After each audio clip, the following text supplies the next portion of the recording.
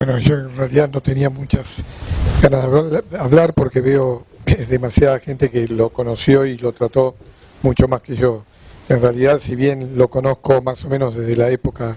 de Jorge, que veníamos a esas charlas en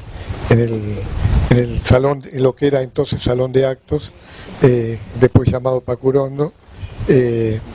casi no tenía trato. Después tuve mayor contacto cuando, bueno, un amigo mexicano o de México, Carlos Marichal, vino y, bueno, de alguna manera hizo de puente para charlar y conocerlo, lo mismo que José Carlos.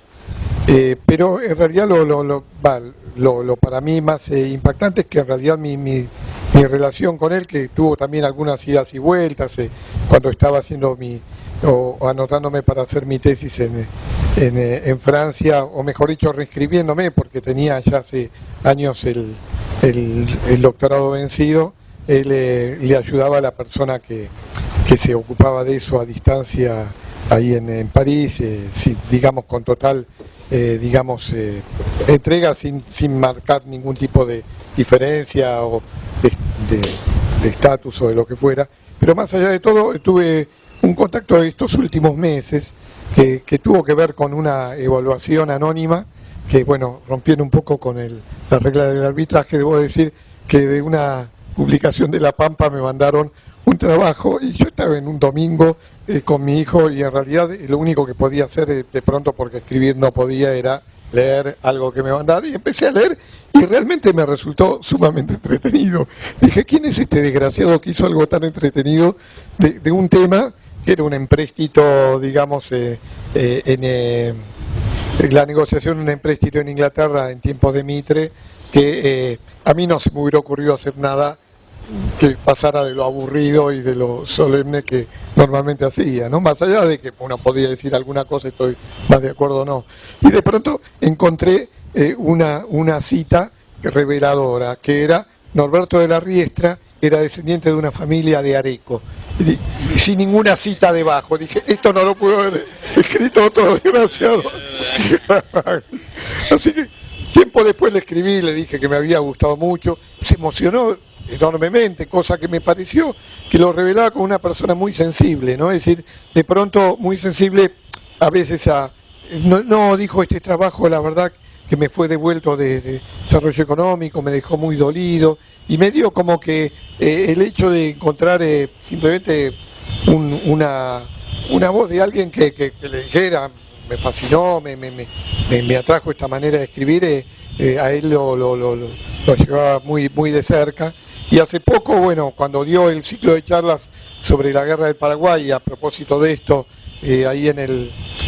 Museo del Cabildo, también, bueno, nos quedamos para cenar con Elisa también, y en ese momento él contaba muy conmovido cómo una persona del público se le había acercado y había empezado a hablar cosas del antisemitismo que a él lo habían trastocado enormemente, ¿no? Este tema yo decía, pero no le des importancia a una persona del público, pero no, a él todo le daba importancia, y era como que de alguna manera era una persona muy sensible, que escapaba este tema de las categorías de las personas, y que además era muy abierto a este tema de lo afectivo, ¿no? Que eso fue algo que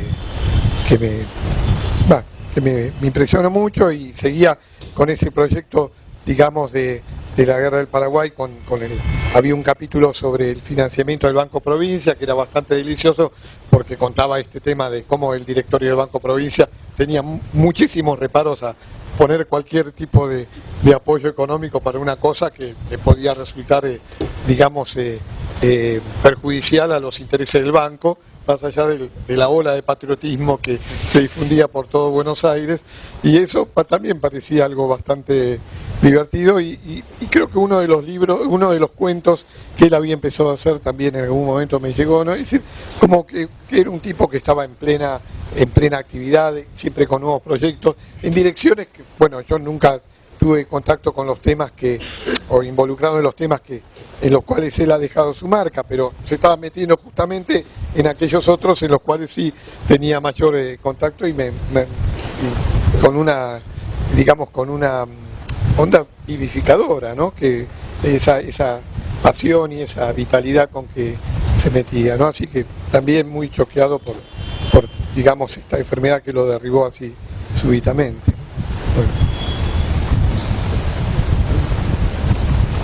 Bueno, Andrés Regalski para la televisión.